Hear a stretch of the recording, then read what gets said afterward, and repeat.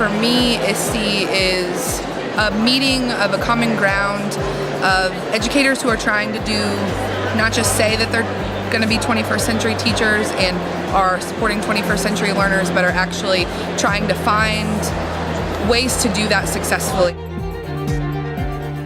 I'm here at ISTE 11. It's all about technology, education, teaching, learning. K through 12 is leading the way in tech integration in the classroom. We are going to be dealing at the college and university level with students who are coming out of high school used to using a variety of different ways to learn and communicate. So not just that, we do call it a lot sage on the stage, the professor talking in front of a room of 160 students and expecting that to be an appropriate way to teach. We're asking students to learn the way that we are comfortable teaching. Is our priority to teach students to learn the way that we want to teach? Or is our priority to teach students the way that they best learn? And if we're going to teach students in the way that they are best going to be able to access and understand and work with information and data, we have to start considering considering ways to change our teaching and to change our entire teaching paradigm. So it's not, I'm going to talk to you, you're going to remember what I say, and then you're going to be able to think about that critically and respond to me. Using new technology, this is a wonderful way to start to have students work through projects together, to be able to help them create their own systems, create their own content, and eventually be the kind of individuals who are going to succeed in a world that's knowledge-based rather than product-based, rather than information-based. It's knowledge-based. It's being able to think through issues. It's being able to solve problems. And K through 12 by far is leading the way in changing education for the world that we're graduating students into. What I'm excited about are the things that I'm going to see in classrooms 5 years from now. What people here on site are most excited about this conference are iPads are huge. Tablet computing is huge. There's a lot of potential using tablets both for, I'm going to say tablets, although quite frankly iPads have been dominating the education market. We're going to see a lot more interactive ebooks, textbooks, and a lot of that is coming in through these affordable tablets. Other things that have been big, UDL, Universal Design for Learning, which is looking at how to, you've got a very diverse group of students, how to use technology to create lessons that are going to be appropriate for all students. Using GPS or location-based technology in teaching, getting students up and moving. You're not tethered to a computer anymore. And the final thing I'm seeing a lot of interest in is online learning and or flipped classrooms. So online learning is pretty self-explanatory. Flipped classrooms relates to using class time for collaborative projects and to actually do work as a group or one-on-one with students. So those are the big things I'm seeing and what I would love to see in the future. I'm really interested right now in augmented reality. So the idea of using technology to superimpose digital information on actual spaces. So my best learning at ISTE comes from the conversations with other people who are on the cutting edge of things. So often that's education bloggers, it's innovative educators from school districts. I'm really here to soak up as much as I can about what their experiences are, how they're pushing the envelope in various ways when it comes to education technology, and of course how are we overcoming the various barriers and challenges that exist in traditional school systems that get in the way of creating the digital learning environments that we know we need to create for the next few decades. Now, one of the emerging technologies that I'm particularly fascinated with right now is ebook technology and this whole transition of books from a printed medium to an electronic one. And I think we're very rapidly seeing, particularly with the invention of the iPad here over the last 14 months, is that we're radically rethinking what a book even is. Like, can we even call it a book now? Or is it also a video game or a simulation? Is it also an interactive chat space? Is it a website that's hyperlinked? Is it a photograph or a video? I mean, all of these things are being incorporated into books, and this idea that a book is a collection of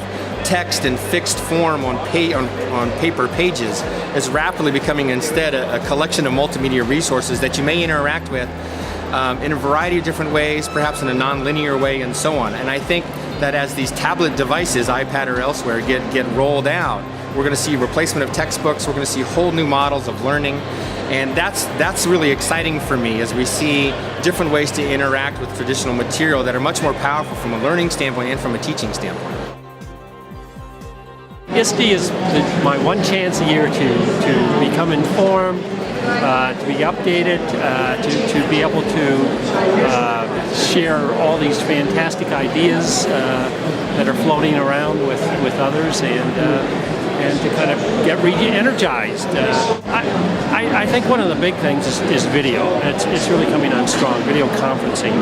I know we use Adobe Connect a lot, and it's been able to extend our functions at the university. For example, I do a lot of online instruction, and I'm able to spend time traveling to places like Philadelphia and spend time at my home in Arizona or other places, and still be able to stay in connection with my students and with other faculty members. The other big trend, of course, is the mobile trend, and seeing much more with the apps.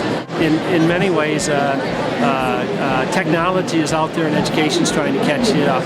In other ways, education is out there with a number of problems in which technology is trying to catch up to the educational system to be able to help solve those particular problems. I'm always interested in the standards and being able to keep my students grounded in standards. And so as ISTE moves into the different areas of standards, whether they're for administrators or teachers or students, or the latest one is for coaches and professional development, it gives me a chance to find out about them and how people are implementing curriculum around those standards.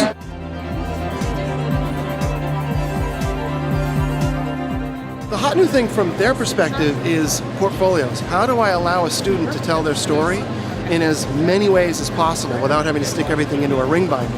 And what's really fascinating about that is that with devices like these proliferating, I mean, the kids come to school with them.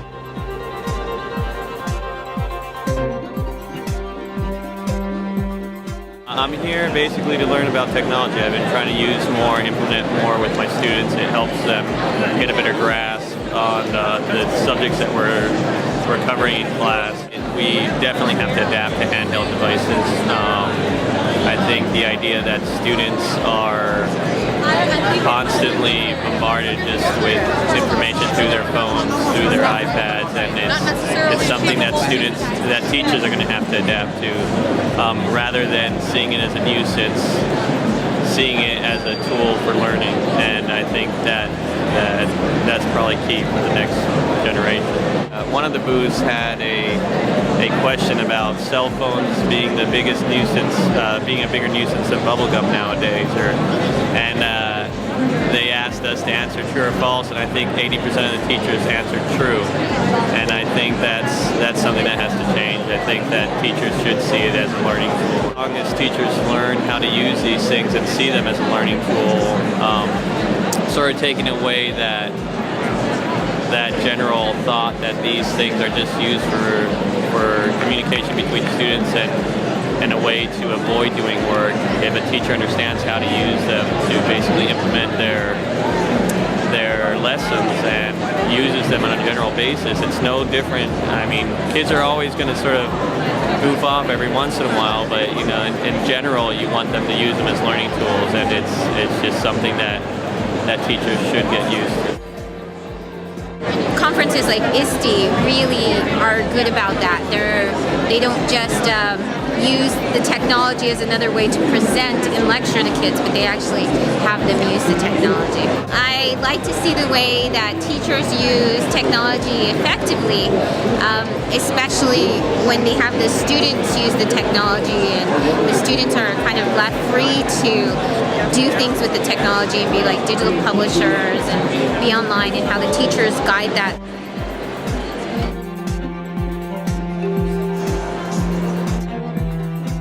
Technology is ever evolving, and one of the things that as adults we have to understand is that our students are probably far well in advance than we are. So in order for us to engage our students, we have to become knowledgeable of the content of technology. Always out looking for new resources, ways to use it. I'm trained in all kinds of different pedagogies and trying to link brainstorm ideas to help teachers figure out how to use technologies to enhance learning, not just what technology does, but where does it all fit.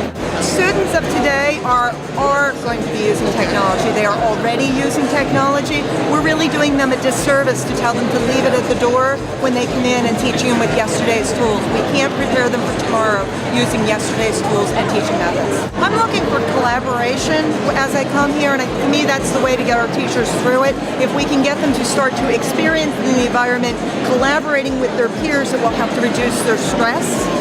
And I feel my personal perception is that will help them then to be more comfortable using the tool taking it to their class. Just like to be able to see every teacher pick one instructional strategy to focus on that might help to move them forward. Sometimes we tend to focus too big and we want it all done yesterday. So if we could break it down and just get teachers to move one benchmark closer to our goal. Well, ISTE, I heard about it from my academic advisor at school. She suggested I submit a proposal for the Google Earth project that I've been working on. And when I did submit and kind of did a little research on the organization, I found that it was exactly the type of people that I wanted to connect with. The biggest thing that I've wanted to learn here or kind of gain was a sense of community and learn about what people in the community are doing. People kind of stay in their Facebook bubble and they're not really aware of the different kinds of networking that can be done. I think Facebook is kind of on its way out. I feel like there has to be something else out there that's going to show up pretty soon. I think that geospatial technology is really important because it can put different disciplines into a geographic context, and I feel like it kind of crosses disciplines that way. Technology, it has the ability to connect people all over the place. It has the ability to bring learning to people who may not have had the opportunity to learn in the past.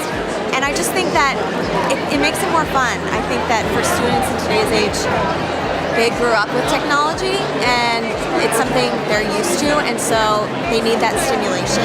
So I think technology is a great way to get them